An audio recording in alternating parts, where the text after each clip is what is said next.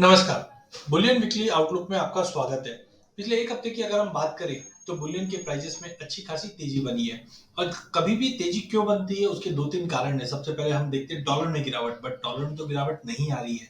हमने देखा कि जिस ढंग से इजराइल एंड हमास के बीच में जो कंसर्न्स है, ये कहीं ना कहीं जियो पॉलिटिकल टेंशन को अराइज कर रहा है। एंड रिजल्टेंट हमने देखा कि डॉलर में भी तेजी आ रही है और गोल्ड में भी तेजी आई। कल रात को हमने फेड मेंबर्स की स्पीच देखी, जहां पे थोड़े से हॉकी स्टोन जरूर आए थे, जिसके चलते कमोडिटीज में गिरावट आनी चाहिए थी।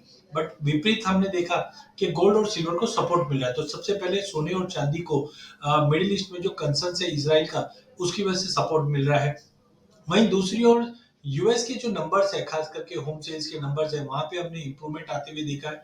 इनफैक्ट फेड पावेल ने कहा भी है कि आगे जाके अनदर रेट हाइक हो सकता है। उसके बावजूद भी सोना बढ़ा है बिकॉज जियोपॉलिटिकल टेंशन अपने चरम पे है।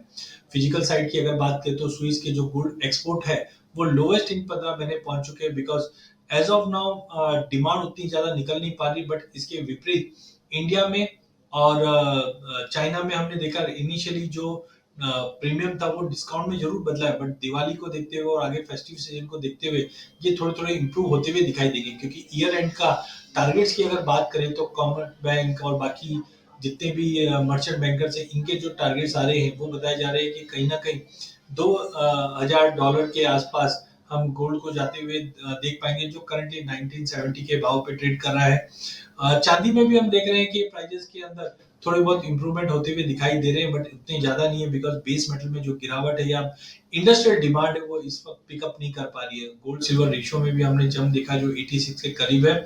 चाइना कोशिश कर रहा है कि धीरे धीरे रिजर्व्स बढ़ाए। रिसेंटली हमने देखा भी है कि चाइना ने करीबन 29 टन का रिजर्व गोल्ड में बढ़ाया है, जिसके चलते एक लग रहा है कि लॉन्ग टर्म व्यू थोड़ा सा पॉजिटिव रहेगा। तो वॉलिटिलिटी कंटिन्यू वार प्रीमियम के चलते गोल्ड में बनी रहेगी। अब हम लेवल्स की अगर बात करें तो डॉलर इंडेक्स तो स्टेबल दिखेगा।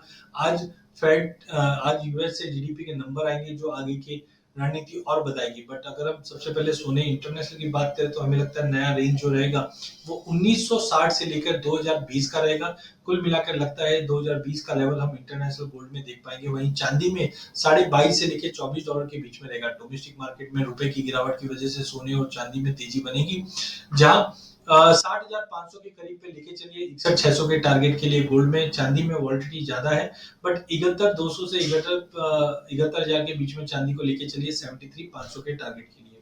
कुल मिलाकर बुलियन पॉजिटिव रहेंगे जब तक वार का प्रीमियम मेंटेन रहेगा। धन्यवाद।